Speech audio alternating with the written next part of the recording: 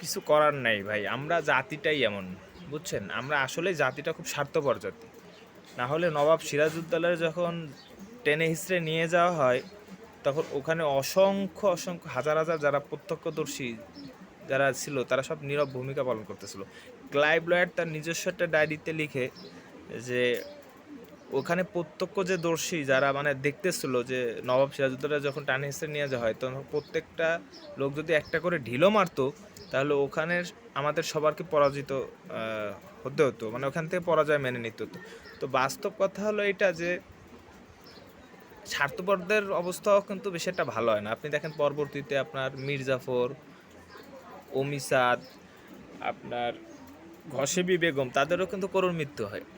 আর Clive Lloyd খুব ভালো করে জানতো যে একটি হীনমান্য ব্যক্তি, স্বার্থলোভী, দ্বিধাগ্রস্ত জাতিকে পরাজিত করতে না বেশি কিছুর প্রয়োজন নেই।